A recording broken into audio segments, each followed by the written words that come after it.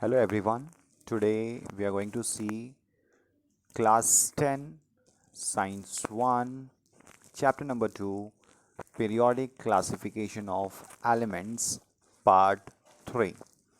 In our first two parts, part number 1 and 2, already we studied about the different types of the different classification of the elements. Part 1 we said about the Dobeliner trice, Newland's octave, and then Mendeleev's periodic table.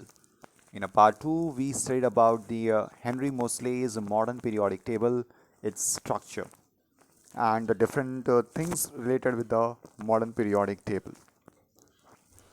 Next, when we are going to talk about the periodic trends in modern periodic table. Periodic trends means in a modern periodic table, how the things or the different characteristics of the elements are varying.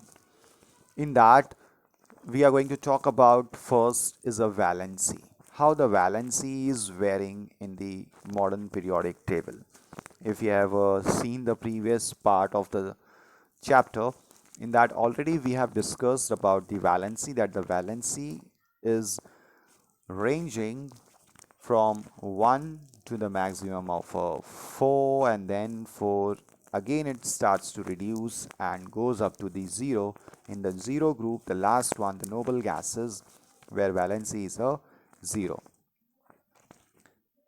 Further, the next, when we talk about the atomic size. Now the atomic size, we have to understand this very clearly. When we talk about the atomic size, we have to discuss it in the periods as well as in the groups. When we talk about the group of the elements, group is nothing but what? This vertical. In a group, the number of orbits is increasing as we are going from top to the bottom. If you will see in the periodic table, over here, you can see over here the number of orbits are increasing, but the number of electron in the outermost orbit remains the same. Means one orbit, one electron. Two orbits, but again one electron. Three orbits, but again only one electron. This I am talking about the first one, hydrogen, lithium, and then the sodium. Then the force of attraction what we are having over here will go on reducing. Force of attraction will go on reducing, and due to that what will happen in the group? The size of atom will go on increasing. Whereas when we talk about in the period, along the period, if I am talking about this way, then what will happen in that case? The number of orbit remains the same, one electron, then two electron, then three electron. This all for the two I am talking about. So what is happening in this particular period, if I am going, or along the period, the number of electron in the outermost orbit goes on increasing, whereas the number of orbit remains the same. So due to that, what happened? The force of attraction will increase in this case. Here we have 3, here we have 2. So due to that, what will happen? The size of atom will go on reducing. Means what? When we talk about the atomic size of the elements in the modern periodic table, in that case, along the period, size will go on reducing. Whereas when we talk about the group, size will go on increasing. Here the size will go on increasing along the group, and in the period what will happen? It will go on reducing. Further, as next what we have to talk about is a metallic and non-metallic character. As we know, the metallic and non-metallic characters depend on the valency of the element.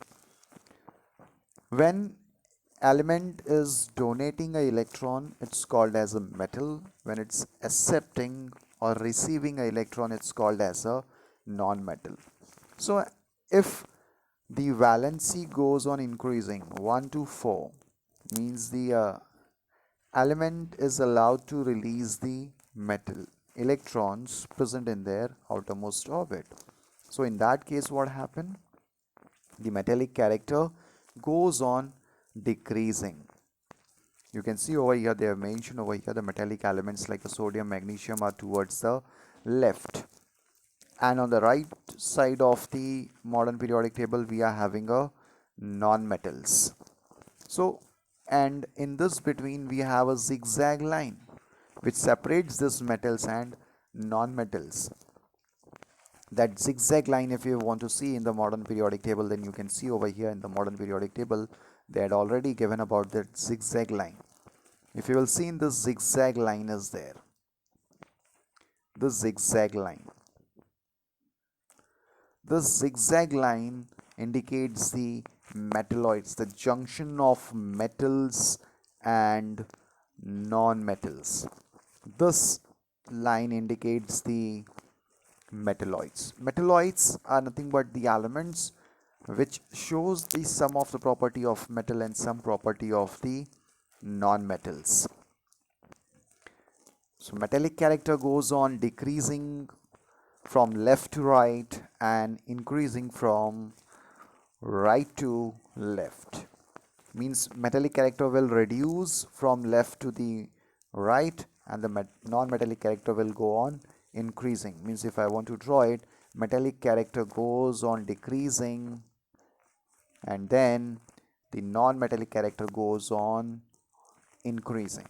This way I can draw about characters or the metallic and the non-metallic character. The further part, you can see over here in this chart also they have shown these are the metals, this one is a metalloid, and then the non-metals. Here if I want to write as a non-metals. Further is, next they have given is about the gradation in halogen family. The group number 17 contains the halogens that already we studied when we were talking about the modern periodic table. Group number 17 is a group of or the family of halogens. All of them have a general formula as a X2. X stands for the elements symbol and 2 means the number of atoms they contain. So fluorine F2, chlorine Cl2 and the bromine as a Br2 is in a liquid while iodine is a solid. Fluorine and chlorine in a gaseous state, bromine is in a liquid state and iodine in a solid state. Further they have given us about a general chemical equation indicating the reaction of alkaline earth metal. They have shown over here the metal with the water and they are forming the general formula as a MOH twice. While going down the second group in alkaline earth metals, B, that is a beryllium, magnesium, calcium, strontium and the barium. The gradation in the chemical property of the alkaline earth metal is seen.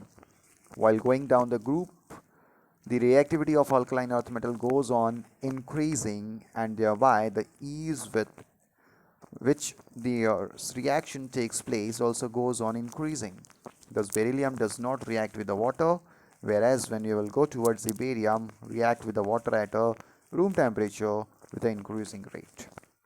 So this is all about the chapter modern periodic classification we had studied at the end, and the chapter is a periodic classification of elements.